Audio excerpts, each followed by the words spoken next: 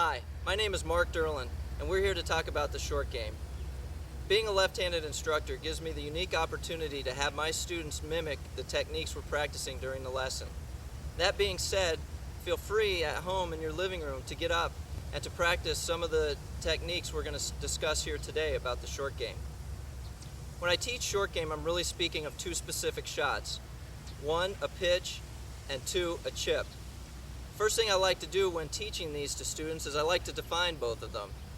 And very simply, a pitch is a ball that flies further than it rolls, and a chip is a ball that rolls further than it flies. Once we understand the difference between the two, there's certain clubs that go along with each, as well as a setup and a technique that go with each.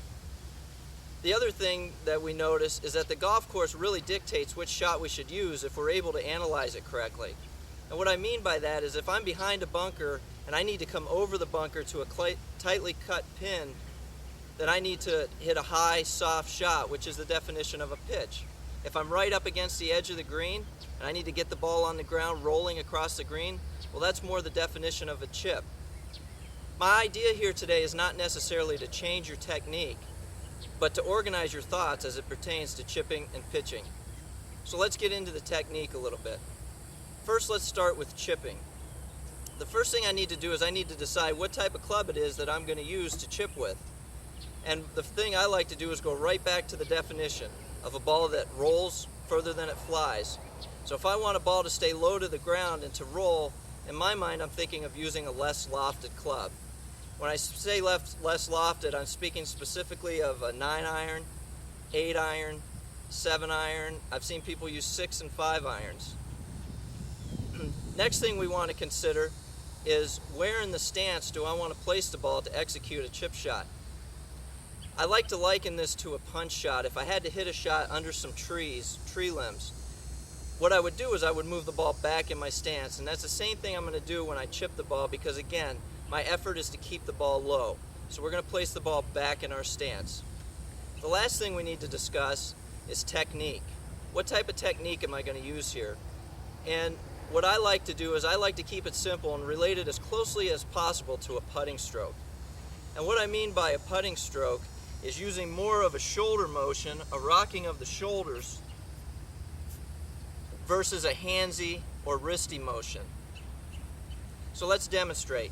So first thing I need to do is I need to choose my less lofted club, which for this instance here I have an 8-iron.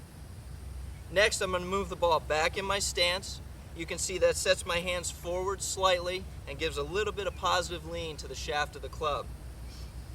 Then from there, very simply, I'm just going to make a long putting stroke. That's a chip. Next, we're going to talk about pitching. First thing we need to do is we need to decide what type of club we're going to use to pitch the golf ball. Again, I'd like to refer back to the definition. A ball that flies further than it rolls. So, in my mind, now we need to use a lofted club to help the ball get up into the air. When I speak of lofted clubs, I'm talking specifically of a lob wedge, sand wedge, gap wedge, and pitching wedge. So once we know what club we're going to use, now we got to get back to ball position. So if having the ball back in our stance with a chip to help us to keep it low, now I'm going to have to nudge the ball forward a little bit to help get it airborne. So what I like to teach my students is getting it middle to slightly in front of middle. And when I say slightly in front of middle, I'm speaking of a ball to maybe a ball and a half in front of middle. The last thing to consider about pitching is the stroke itself. I like to teach my students to make a waist-high to waist-high stroke. So I've chosen my lofted club, which in this case is a lob wedge.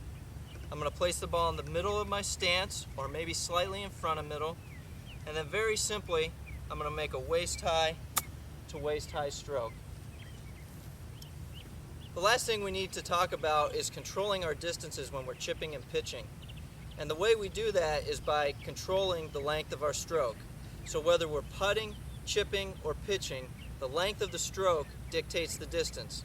So I make short strokes for short shots, and I make longer strokes for long shots.